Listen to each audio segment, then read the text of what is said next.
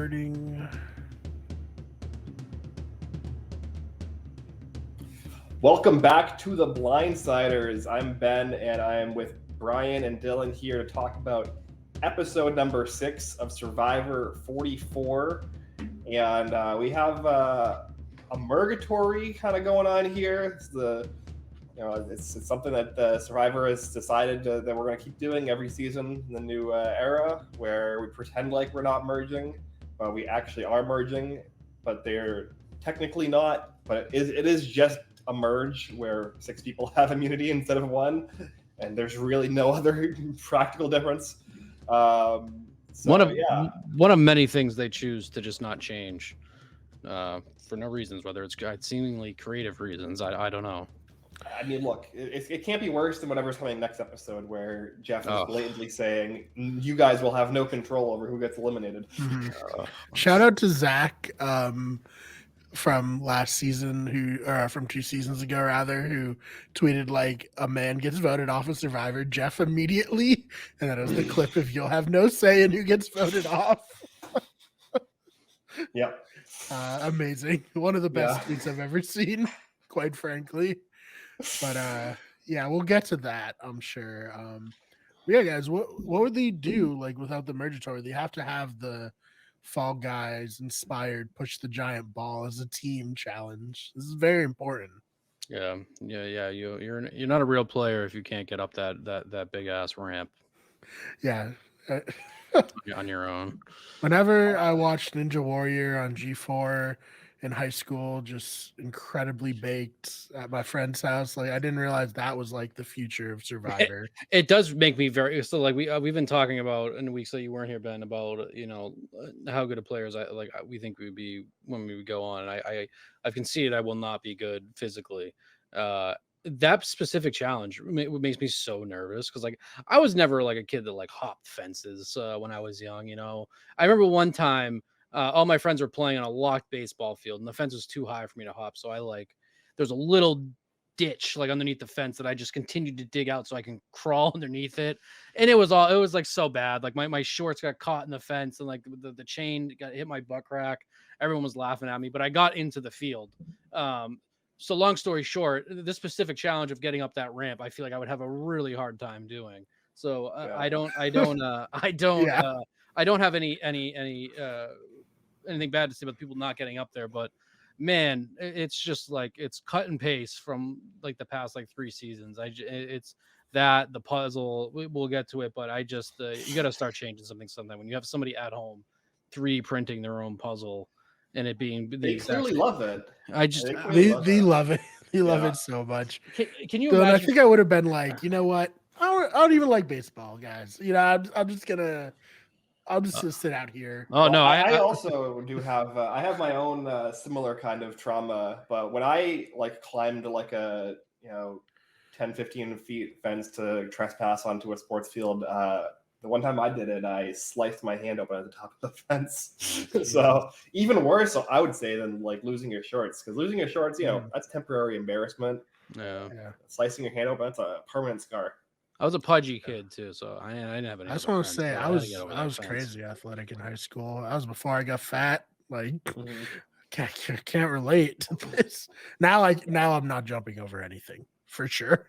No, I'm now. I think I perfected it in high school one time, running away from the cops when they broke up a party. You just run, get the momentum, and like throw your body weight over the fence and just flip over. That's what it matters, though. Yeah. So like, it's fine. Like if you're gonna do it, it's like the fire making. You can do it at camp, but you should probably do it at Final Four. That's what it matters. I'm all for training for any sort of physical challenge prior to the fact. Even the challenge that we talked about, where this was originally brought up, where I said that I liked that.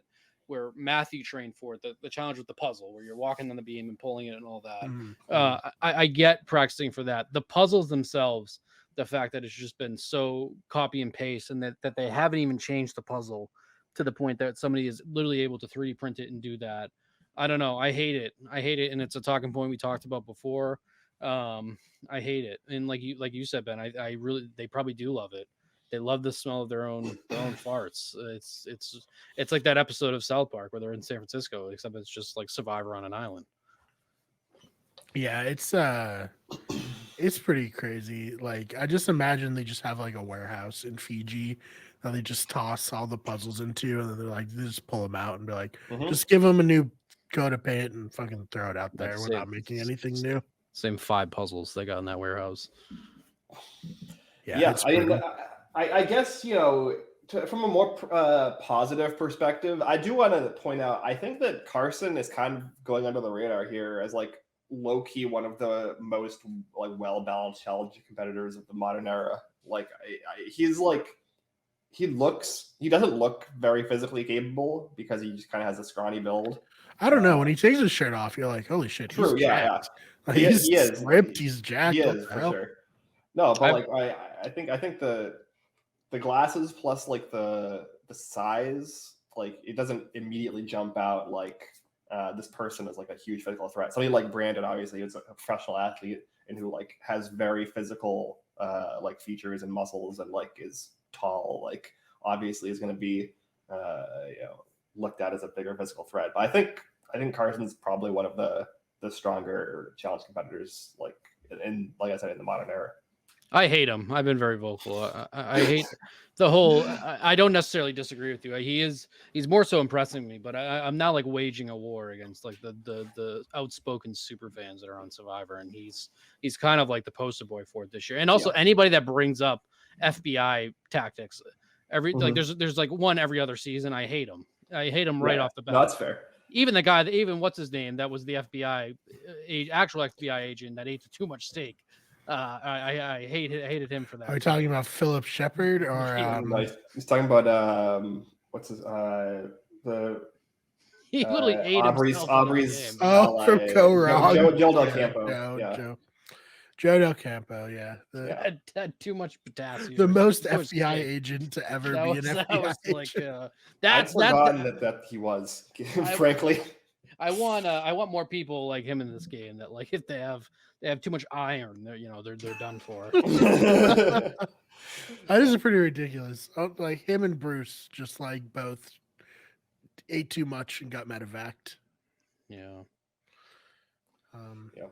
No one tells you about having a weak colon.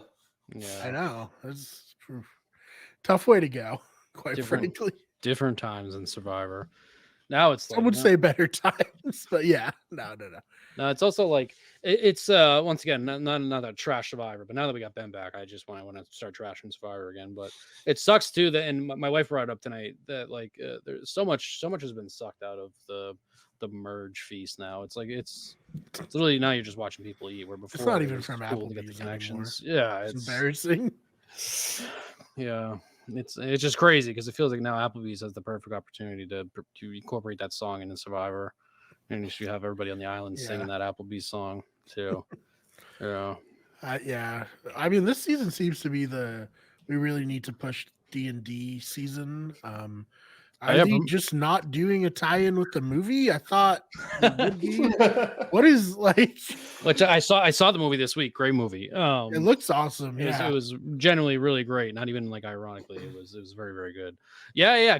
Maybe Kane is just like a plant for big D&D, and he's actually just there to promote the movie because he's in the trailer for next week. Wizards of the Coast like got him cast, and like you're just gonna go out there and only talk about D&D.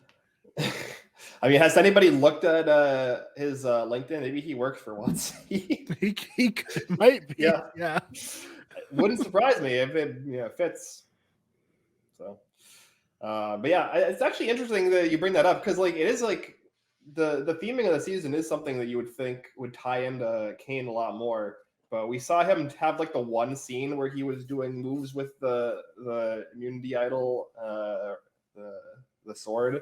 And it hasn't really come up again. So even in this episode, I wouldn't have put Carolyn at the top of my list of people who were going to talk about having medieval weapons growing up. Yeah, mace. Have a nice mace. That was incredible. Yeah. Just offhandedly. Oh, I had one of those. Excuse me. Right? Is that what it is? A mace or the one with the bullet? Yeah. Ben, I don't know if you listened to the episodes you were absent from, but I'm all in on Carolyn. She's also all I have left in my pool, and I'm full steam ahead. I'm not even.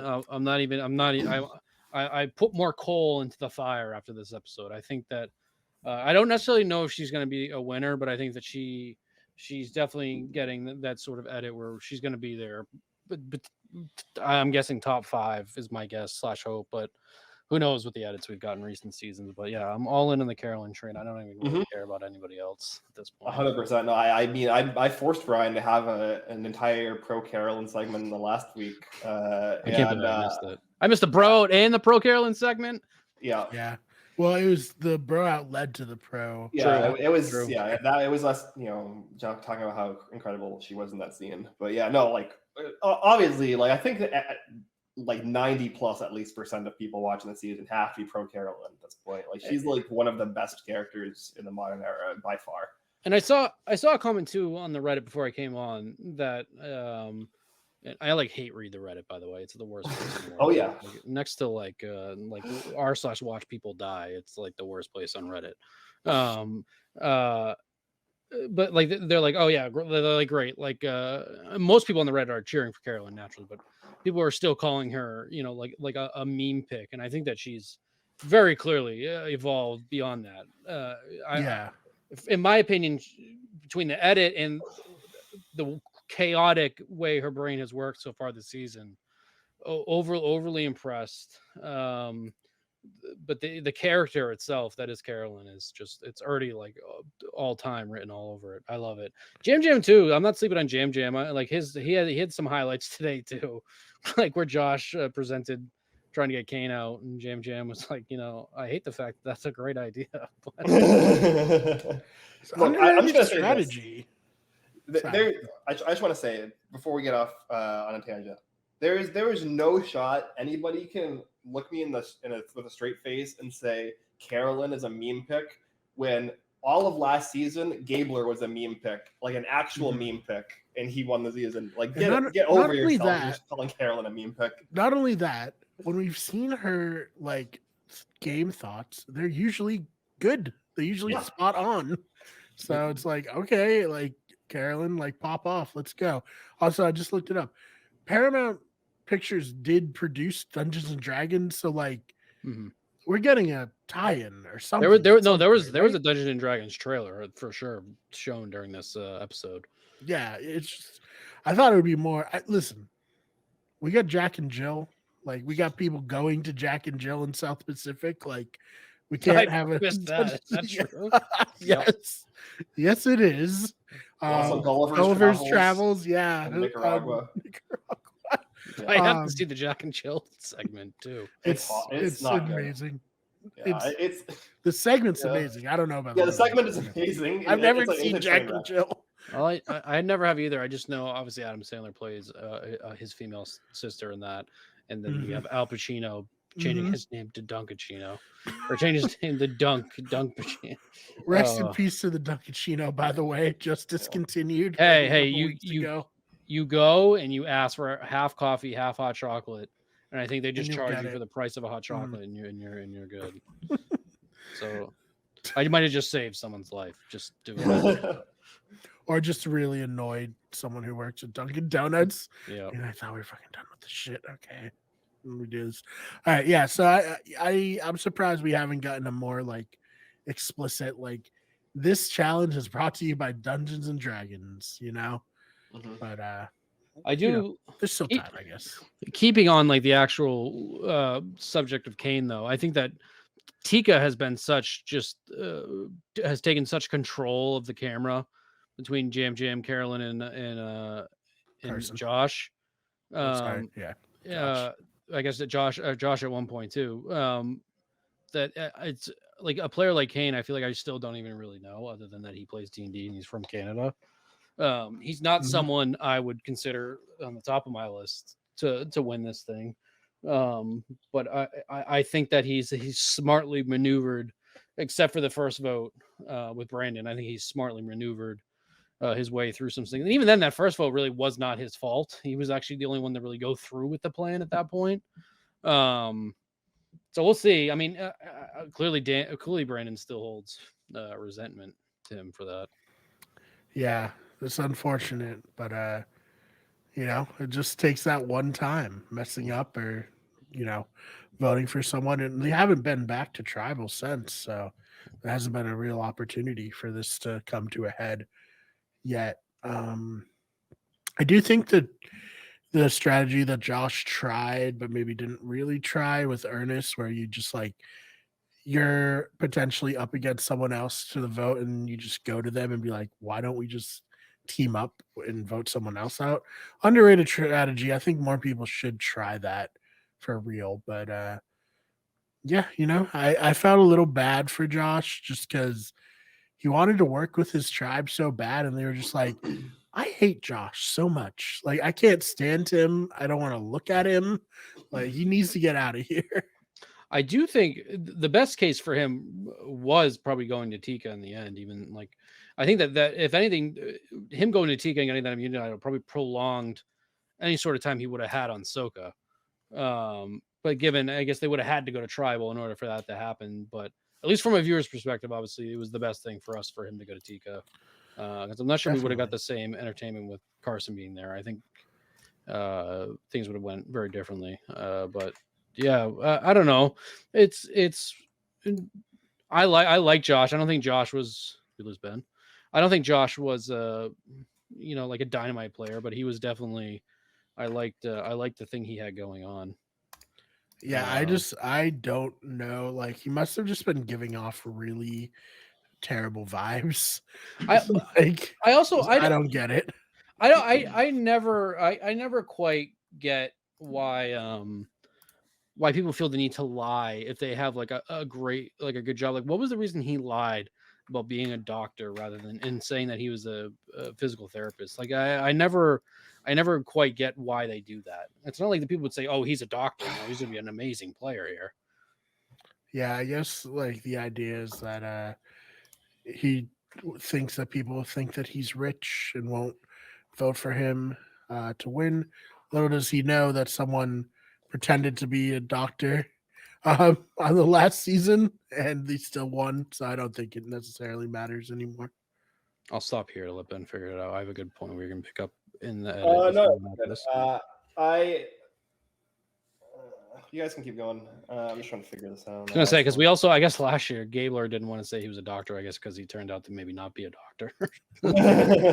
Gabler wasn't legally allowed to say that he was a doctor, actually, and that's why. I still haven't fully looked into that, but I did see it. Yeah, any of us going on the show and being like, I don't want to say I'm a doctor because I'm not one. Especially as a guy that was pro Gabler, I'm not going to put down his win, but maybe him donating the money was for legal reasons because he was moonlighting as some sort of surgeon. He really needs to write it off on his taxes for some reason. All right, I'll be the one to say it then. I think Josh is horrific at Survivor, and I think that we've talked before. Like, I've pointed out players that I think made it further than they deserve to. I think Josh made it like way further than he deserved to. Pretty much every scene that we've seen him in was him like actively playing bad and then like kind of just lucking into staying, in my opinion. Well, so the whole fake idol thing being called out immediately is great. It was one of my favorite moments from this season. Because I get forcing an idol maybe when you think that you're in huge danger, but I just the way that he went about it and using the beads that people have seen, it was too good. I agree. I definitely don't think I guess I don't really think he was a good player. I don't know if I think he's as bad as you thought, but agreed on his time. Yeah, he was here longer than he probably should have been. It's also very funny that Carolyn was like, yeah, he doesn't have a real idol. It's like, and everyone's just like, feels like he does though. So like, I don't know what to say. So back on to like that discussion too. It's like, it's a point that I love Carolyn. I think she's playing a great game. She's an awesome character to watch, but I also part of me, I genuinely do feel bad too. Cause like we've all been in that awkward social situation where you feel like that, like for some reason nobody ever wants to talk to you or is listening to what you're saying, and she had to deal with it last week with that bro out, which completely shot down any sort of game I thought Danny had. Honestly, I thought Brandon played it much better than Danny did, but Danny between last week and this week with that whole thing with Jan Jim saying that he was just going to vote with whatever the girls voted with. I hate when people, unless there's some sort of personal rivalry there, if somebody's not at least listening, willing to hear anybody out when you're there to play the game. I hate that. So like Danny's stock has completely plummeted for me because I probably would have put him up there with Carolyn before the previous 2 weeks. So that's unfortunate. But yeah, I generally like felt bad for Carolyn with that, but it's also furthered why I think that she's a lock to go very far. Because like this edit is meant to for you to feel that emotion. And it's also like it's embarrassing for her. Like I would hate so much to go back and have to watch these situations over and over again. That's like happening to her once an episode, but it's what I think the arc will be for her in the end is that if she gets to that final tribal, it's either going to be, I think the final tribal is going to be what wins her or not, where she's able to finally say, hey, I warned you about this, this, and this. I was able to do this, this, and this. Or if she kind of just sits there and turtles saying like, I know I'm not going to do good in this situation. Why try to pitch it? I think that'll be like the true arc of the season. Cause it really does feel like at this point, Carolyn is the main one of like probably 2 or 3 main characters of the season that we've gotten. It's really hard not to root for her at this point. We joked about her in the first episode about being kind of like this kook.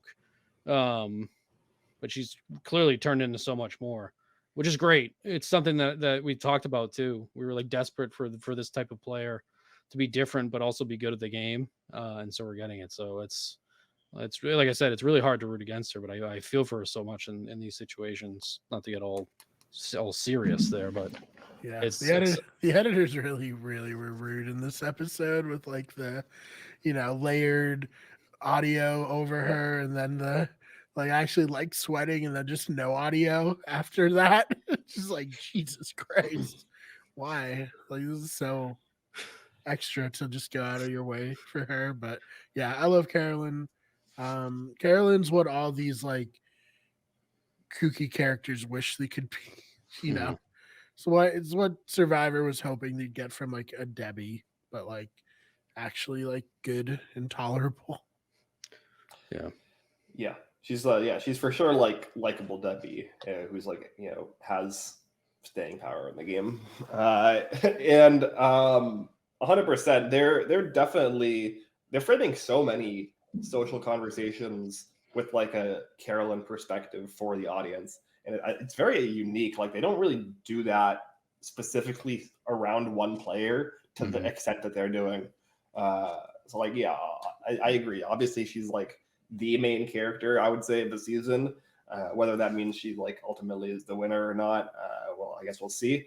I think that like Survivor kind of needs that. Like I think a Carolyn win would be really, really good for the franchise with the way that they're presenting it this season, just because the last 3 seasons have had winners that have been like kind of quiet for the majority of the season, and a lot of people have been like disappointed from those wins. And so I think that having somebody who wins, who is like a very forward character for the entire season, and somebody who's very rootable would do wonders for the show and where it's at right now. And I think another storyline that I am somewhat invested in, because I also think they're two, decent to good players, is the storyline between Franny and Matt too. Of like, can we get like another successful showmance for like what the first time since Rob and Amber? It's like I am curious to see how far they will go and if they can hold it together. And then also you obviously have the other, cheesy aspect of, do they get together after the show, or like is this whole thing going to go crashing and burning when one of them turns on each other? I don't see them turning on each other, because clearly I think that there's like something real there rather than some sort of just like a sexual attraction. So I think that's another storyline that is clearly getting focused on, aside from Carolyn and everything going on with Tika. So that's something else that I really enjoyed compared to other seasons too, where it's just straight up gameplay, constantly the super fans being super fans. We're getting kind of like real, actual people acting like real people, not like they're just the super fans who have been dedicated to this game. It feels like you said about how they would go out and recruit cast members. Like there's just some sort of real aspect there rather than people that have been training to play Survivor for for 10 years, even though all these people probably have been for the most part. But it's just nice. It's so much better to watch than what we've gotten recently, and even before Winners at War, there was instances where a lot of these characters sucked and it was just boring to watch. So it's cool. Like aside from the nitpicks of production with puzzles and all that, it's just this season's so good. It's hopefully they nail it at the merge and we keep going. This twist that we get next week doesn't suck, but they haven't let us down yet so far. So I'm back on giving them the benefit of the doubt rather than assuming the worst. Yeah, I don't think Survival will ever get the benefit of the doubt with me anymore, but I appreciate your enthusiasm. Sure, you guys are much more scarred than I am. Yeah. Yeah, I think the lost the benefit of the doubt with me when they introduced the last second fire making challenge into Heroes, Healers, Hustlers. After everything after that feels a little post the Fawns jumping the shark for me. Like I'm still here, I'm along for the ride, but I'm side-eyeing the franchise very much. Yeah, I mean, look, I said kind of before that like any twist where the thing that's supposed to motivate me to be interested in the twist is, oh, you won't have control on who gets eliminated. That sounds horrible to me. That goes a completely like even if we're talking about Edge of Extinction, even if we're talking about Redemption Island, like this sounds worse than those concepts, because like the entire fundamental point of Survivor is the people on the island deciding who stays and who goes, and like everything else is kind of window dressing, and you can argue like from a game mechanic perspective, like, oh, is this advantage overpowered, or like can this be reworked? But like fundamentally, it's about people putting names on parchment to decide that this is the kind of person that I want eliminated from the game. And if we're going to eliminate somebody from the game without anything to do with like that process at all, that I don't even know at this point if that's Survivor. It just sounds like we're just eliminating people randomly. I've stayed completely spoiler free. So I have no idea. Do you guys have any like non-spoiler inklings of what's going just to the happen? preview where it says where Jeff was like, you're not going to have any say in who gets voted off. Maybe that's like if you win immunity, you won't have any say, or like something. Maybe it's not everybody, but yeah, I was kind of I was prepared for the Big Brother narrator to be like, America, it's your chance to vote. I wonder if it's some sort of literally the last person standing in a challenge or something is out. I don't know how that would work. Like I wonder if it's challenge related. That would be horrible. And like as someone who's seen LRGs that incorporate, and maybe he's even been eliminated through twists like that in the past, awful. The worst like things. I feel like they take the momentum out of the game super hard. For sure. Like why? Like it's just so random. Like, oh, you didn't, like today in that challenge, it's like, oh, sorry, you couldn't get up the warped wall, so you're out. Ninja Warrior rules. Sorry.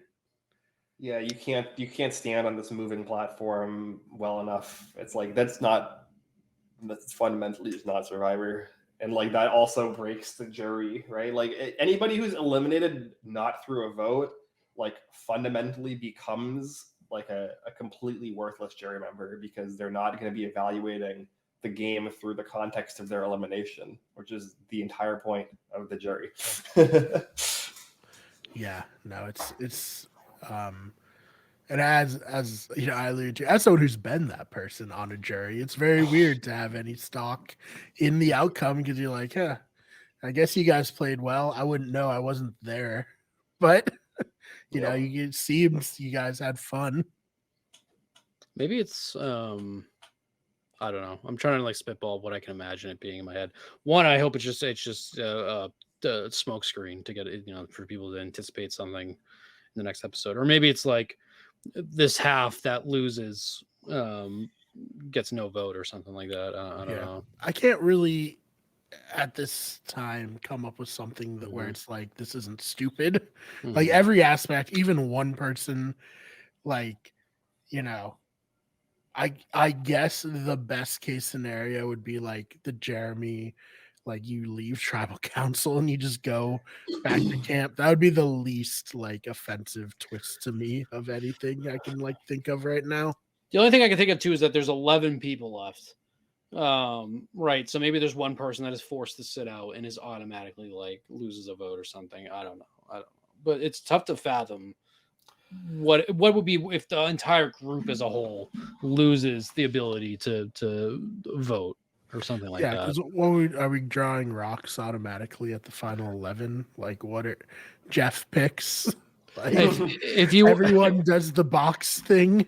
If you want to talk about something that could completely ruin this season, what you just said, for sure. If they do for some reason do something with rocks, I will check out completely. That would be very upsetting. The whole like thing about rocks and why I do think it's a good like safety measure in the votes is like you have every opportunity to avoid rocks. It's because you're being stubborn that now you're being put at risk, but like you can avoid it easily, and that's why it's only happened three times, but like one time wasn't even really like it's like just kind of weird. Like we don't really know what to do at the final four because Survivor just started a few seasons ago. Like it's only happened 2 other times, like legitimately. One was really crazy because that was like the final 10, which is so crazy that 10 people like agreed to go to rocks. But yeah, I don't know. I just can't see this twist being good. Yeah, no, I mean, look, assuming that the soundbite is like being taken somewhat out of context to like get people doing what we're doing, which is talking about it. All press is good press kind of situation.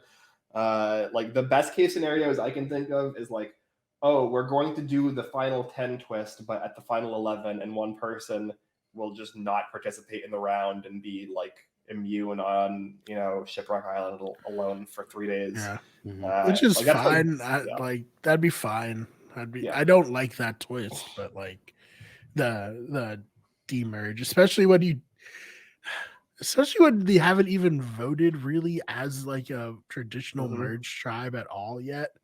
That'd be kind of weird to immediately do it, but nothing's off the table in terms of dumped twists. Like I feel like there was a time back in the day when I would podcast about Survivor, like you remember, Ben, way back then. I feel like back then we would have been like, no, they wouldn't do that.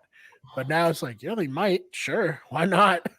It really kind of feels to me like they're trying to get all of the positives of a merge while trying to shield like traditional merge boots, which are generally strong men, from being targeted with a lot of these early merge twists that they do. Which I don't get. I don't know why. I don't know why, in the sense that they've kind of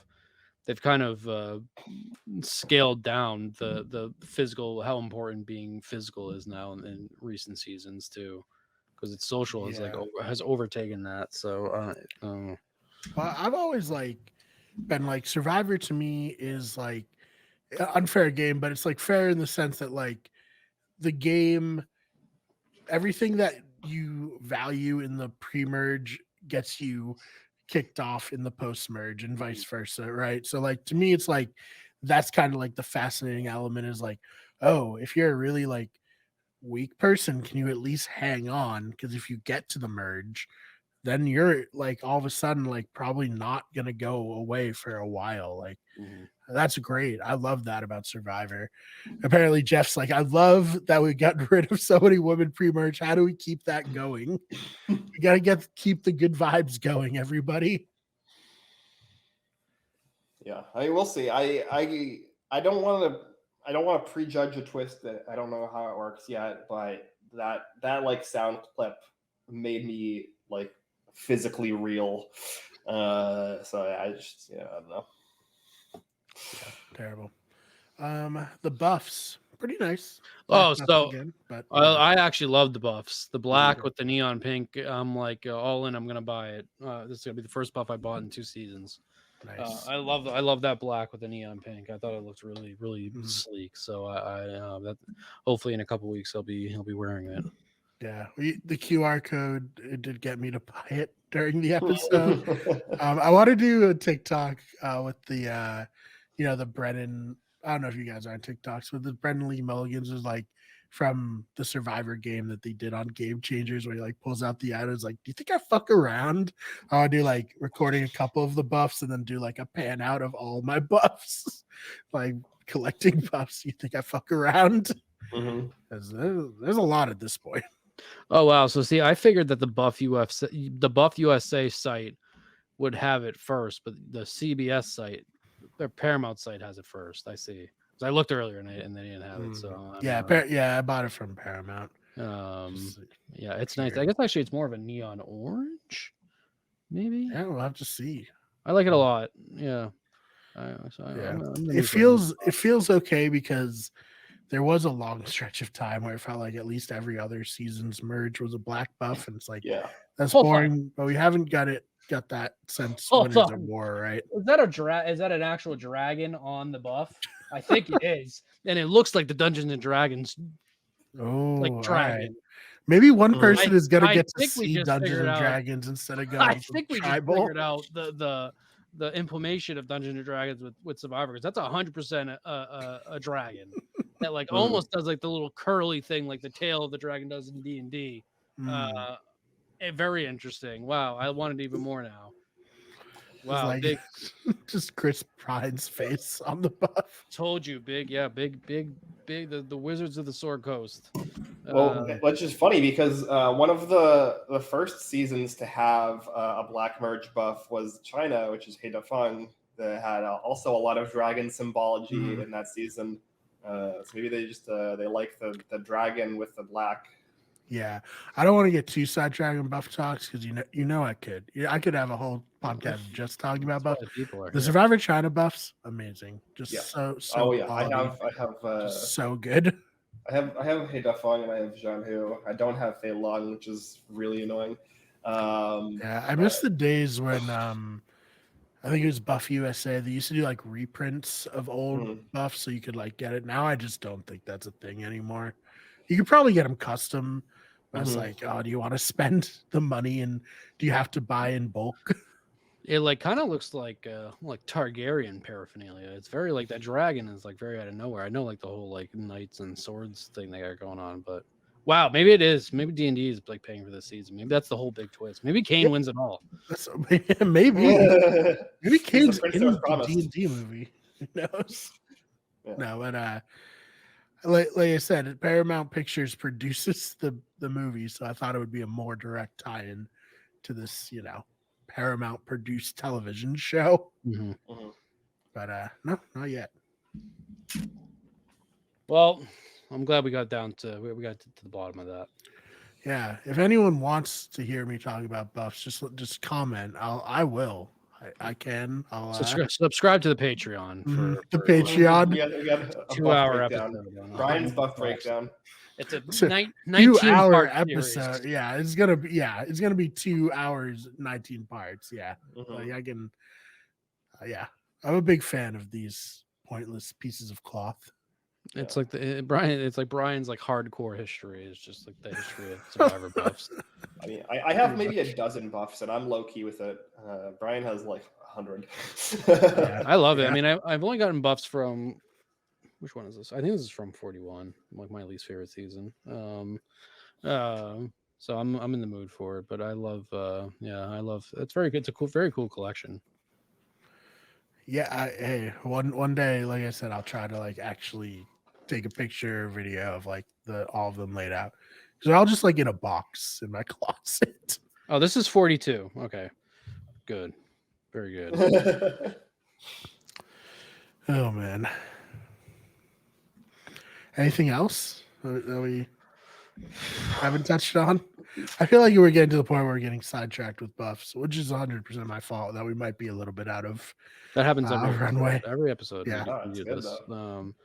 No. I think we Survivor wise, I think we have covered everything. Kind of what we said in the beginning. As a whole, I guess there's not like a whole bunch to talk about other than the stuff we touched on for 40 minutes. So Yeah, no, I mean, to me, this feels like, I don't know, Brian will get this, but from BB Can 6, this is like the Ryan boot week, where it's like, we're just been waiting for weeks for Josh to get eliminated at some point, and it's kind of just been like, progressively telegraphed, and now that he's gone, and there's no like obvious flashing target on the board.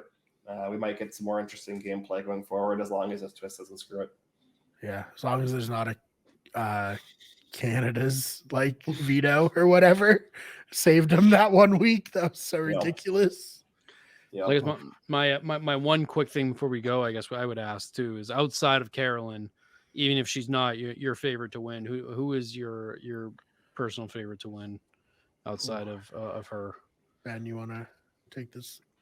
I mean, I think the obvious answer for me would be Carson, but I don't know what they're doing with Carson, because it feels like he's getting the narrator role that kind of Matthew had for the first 3 episodes that kind of transitioned onto him when Matthew's story was wrapping up.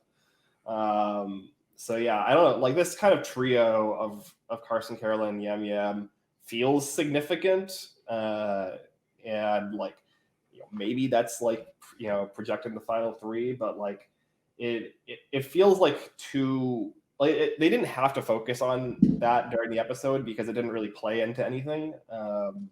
So that kind of just feels like who the show wants us to be rooting for and care for at this point. Is those 3. One thing actually, Brian, you go ahead, then I'll bring up on my point. Sorry. Oh yeah, so I'll answer that. I want to go a little outside the box. I think I'm gonna say Franny. I think Matt's gonna get struck down, and then Franny's gonna do a revenge arc. Be very fun. I mean, probably that won't happen, but wouldn't it be cool if it did? So I have Matt and Franny as my 2A and 2B, and then I have Carson as my third after them and Carolyn. So we're all on the same page. The one thing I do want to note is actually when I watched who voted for who, there was some confusion for me though, from Brandon voting for Jam Jam when he wanted Kane and Josh both out. That didn't make any sense to me. And then also, I think Carolyn was the sole person to vote for Kane, which also confuses me. So that's something I wish I to could know. Tell you what happened, but the show doesn't want me to know. That's I'm pretty sure I'm remembering correctly that Carolyn is the one who voted for Kane, which is kind of a red flag. I don't know why she did that out of all that, especially when she's the one that knows Josh did not have the idol. So why not play on Josh? So I'm a little confused by those votes, especially like I said, by the talk of Brandon saying he wants Josh out, but he wants Kane out more. Then voted for Jam Jam. Didn't understand that, but I just wanted to point it out before we get off. Yeah, like I said, wish I knew. Couldn't tell you. It's just this is this, especially Survivor's been especially bad at it in these times when there's just so many people, and they're like, well, we need to have intrigue all the way through the vote. It's but that translates to just I don't know what's happening. We're not gonna give anyone an inkling on what's happening outside of these vague targets. But then like you said, Dylan, once the votes come, it's okay, but why? Mm-hmm. Why did this person vote for that person? I don't get it. Yeah. Nothing else stood out to me other than those 2 points, but yeah. Yeah, it's really disengaging as an audience member when you're just man, I don't know what's happening. Do you think that more voting confessionals, even blind ones, would be an improvement? Because I think that also is a contributing factor. Because have we had any this season? I can't even think of any. I feel like we've had one maybe recently, like, because definitely like in the modern era, they've significantly cut them down and basically only have them when they're like significantly funny, and like they actually are like they're basically like uncuttable, right? Because they're like that good. Yeah. But like as far as like just every vote out having one or two voting confessionals to like kind of set the vibe, like that hasn't happened recently.